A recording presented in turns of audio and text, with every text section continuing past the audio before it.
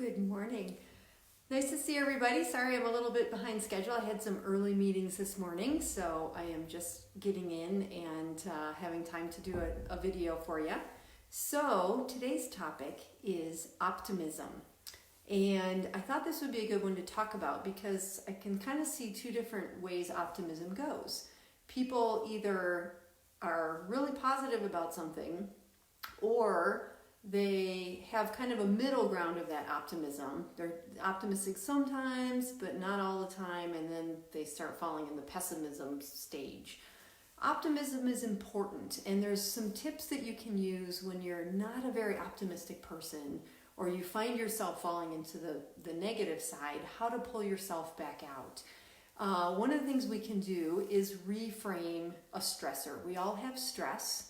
A great example I can think of is flying is very stressful as far as going to the airport, waiting around, flights get delayed, canceled, all of that other stuff, and you have no control over that. You're just kind of stuck. So instead of going, oh my gosh, I'm never going to get where I need to go, or this is a crisis, reframe that event and look at it as, oh, well, I got more time to work on some reading that I wanted to do, or I'll call a friend, or just look at it as another opportunity to just kind of slow down, because where are you going? So reframing the stressor is really important. Another thing that's really helpful is don't be so hard on yourself.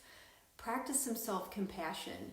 We tend to just get really hard on ourselves and beat ourselves up for making mistakes and doing things wrong. That shifts us into the pessimism side of the spectrum.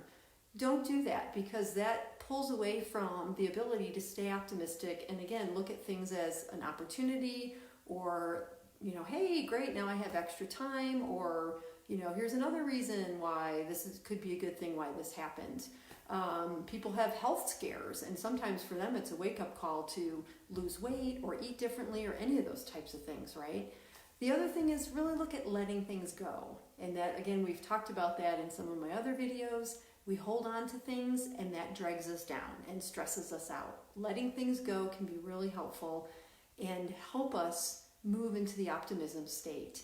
And the whole looking at gratitude, which we talked about way early on, is also important. Being thankful for what you have, and that also causes just feelings of bliss and happiness and optimism. The great thing is optimism is something that can be learned, and it ties so nicely into the mindset discussion that I've had with everyone. A fixed mindset where you tend to be more pessimistic, and a growth mindset where you tend to be optimistic, like, hey, I don't know how to do this, but I sure can learn, or I don't do this really well, but I can practice and I can get better.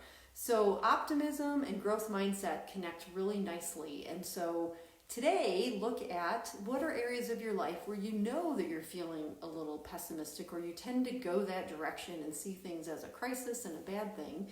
And let's look at ways to move out of that. Again, letting go, being self-compassionate, like, hey, you make mistakes, it's okay, move on, practice gratitude, and really look at your mindset and where you're at with that. Go out there and have a great day, be optimistic, and I will look forward to seeing you tomorrow.